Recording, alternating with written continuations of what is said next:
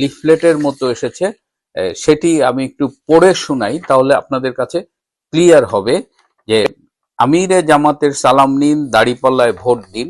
প্রিয় ভোটার ভাই বোন, আসসালামু আলাইকুম।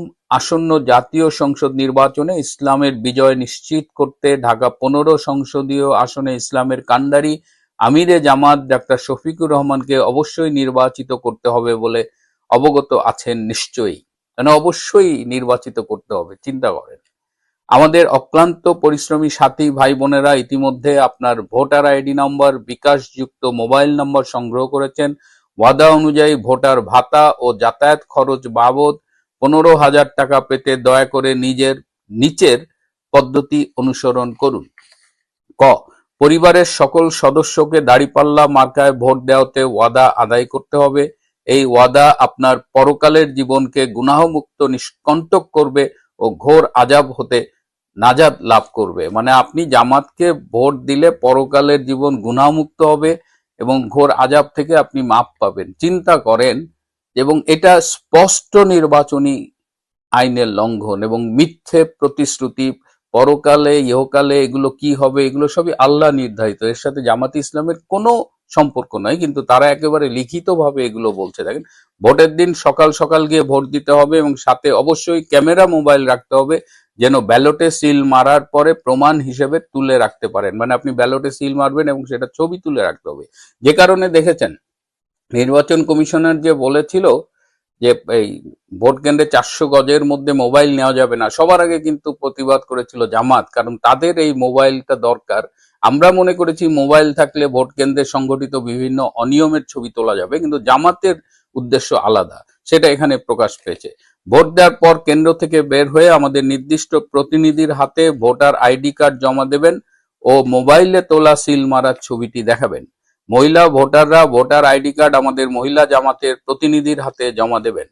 ভোট দেওয়ার পর ও আইডি কার্ড জমা দেওয়ার পর ভোট কেন্দ্রের আশেপাশে থাকবেন, কারণ আপনাকে আবার বিশেষ কারণে আমাদের প্রতিনিধির কাছে ডাকা হতে পারে। কি বিশেষ কারণ সেটাও আমাদের কিন্তু একটু চিন্তার বিষয়। সারা দেশে নির্বাচনের ফলাফল ঘোষিত হওয়ার পর ওয়াদা অনুযায়ী ভোটার ভাতা ও যাতায়াত ভাড়া বাবদ 15,000 টাকা আপনাকে বিকাশে অথবা নগদে দিয়ে দেওয়া হবে। কিছু টাকা আপনি অ্যাডভান্স পাবেন, সেটা বিকাশে চলে যাবে।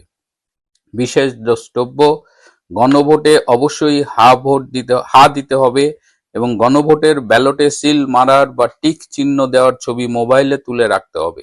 এই লিফলেট মহান আল্লাহ হাজির নাজির রেখে সম্পূর্ণ গোপন রাখতে হবে। কিন্তু গোপন কথাটা তো আজকাল আর গোপন থাকে না, সবই ফাঁস হয়ে যায়। তো এই হলো জামাতের প্রস্তুতি, এবং শুধু ঢাকা 15 নয়, সারা দেশেই তারা নানা রকমের অর্থনৈতিক প্রলোভন দেখাচ্ছে এবং ধর্ম, ইসলাম, পরকাল এইসব ব্যবহার করছে। এই যে ঘটনাগুলো ঘটছে আমি অস্ট্রেলিয়া থেকে জানতে পারছি, তার মানে এটা বাংলাদেশেও সবাই জানে। শুধু বাংলাদেশ না, এই সামাজিক যোগাযোগের মাধ্যমে এটা সারা পৃথিবীতে ছড়িয়ে গেছে বা যাবে। এবং এত কিছু দেখার পরেও আমাদের নির্বাচন কমিশন কিন্তু একদম নিশ্চুপ রয়েছে। এই নির্বাচন কমিশন হলো বিএনপির লুঙ্গির তলে লুকিয়ে রাখা জামাত। বিশেষ করে প্রধান নির্বাচন কমিশনার মিস্টার নাসির উদ্দিন, তিনি একসময় বিএনপির নমিনেশন চেয়ে আবেদন করেছিলেন, পাননি। তো ন্যাচারালি যখন প্রধান নির্বাচন কমিশনার হিসেবে এই নাসির সাহেবের নাম এলো, তখন বিএনপি কিন্তু খুব খুশি হয়ে ভাবলেন সে তো আমাদেরই লোক।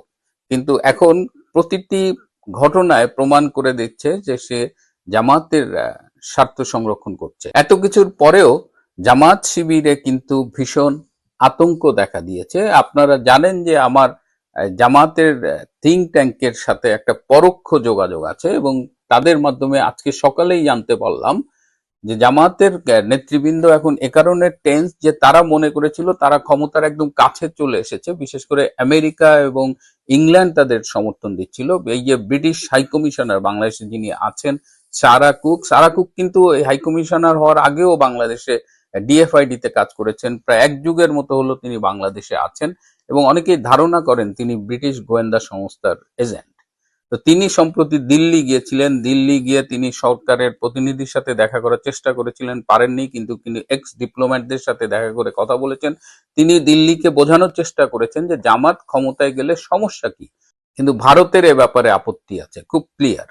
হ্যাঁ, তো সারা কুক এর আগে আবার আপনারা জানেন যে ঢাকার মার্কিন দূতাবাসে আলোচনা হয়েছিল নারী সাংবাদিকদের সাথে একজন কূটনৈতিকের, এবং তিনি খুব স্পষ্ট করে বলেছিলেন যে জামাতের সাথে তাদের বন্ধু হতে কোনো আপত্তি নাই, কিন্তু সম্প্রতি ঘটনা চেঞ্জ হয়েছে। একদম খুব রিসেন্টলি ভারত এবং আমেরিকা কাছাকাছি আসায় ট্রেড ডিল এবং ডিফেন্স ট্রিটির যে অবস্থা, তাতে এখন আমেরিকা কনভিন্সড যে বাংলাদেশে জামাতকে ক্ষমতায় আনা যাবে না, এবং এ ব্যাপারে ভারতই মূল ভূমিকাটা পালন করেছে। এবং মাঠের যে বাস্তবতা, আন্তর্জাতিক বাস্তবতা বাদ দেন, মাঠের যে বাস্তবতা, তাতে সুষ্ঠু নির্বাচন হলে, মানে আওয়ামী লীগ নেই, নির্বাচনের গ্রহণযোগ্যতা তো বিতর্কিত হয়ে গেছে। সেই 96 সালের 15ই ফেব্রুয়ারি নির্বাচন আর 2026 সালের 12ই ফেব্রুয়ারি নির্বাচন, এগুলা মোটামুটি একই ধরনের অগ্রহণযোগ্য নির্বাচন। তারপরেও বিএনপির যে ভোট, তার ধারে কাছে জামাতের ভোট নেই। কিন্তু জামাত একটা, মানে একদিকে সোশ্যাল মিডিয়ায় ব্যাপক ক্যাম্পেইন করছে, তাদের বট বাহিনী সক্রিয়।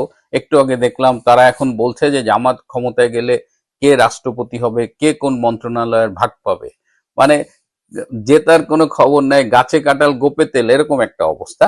তো তারা এভাবে ভোটারদের উপর একটা মনস্তাত্ত্বিক চাপ তৈরি করছে, এবং কয়েকদিন আগে দেখতেন যে হঠাৎ করে একটা ন্যারেটিভ যে জামাত ক্ষমতায় আসতেছে, বাস্তবতা তার ধারে কাছেও নেই, এবং জামাত যে হারবে এটা মোটামুটি নিশ্চিত, যদি না ডক্টর ইউনূসের প্রশাসন মিডিয়া কুর মাধ্যমে জামাতকে বিজয়ী ঘোষণা করে। এবং এই জায়গাটায় বিএনপিকে সতর্ক থাকতে হবে, তারা থাকবে কিনা এটা তাদের ব্যাপার।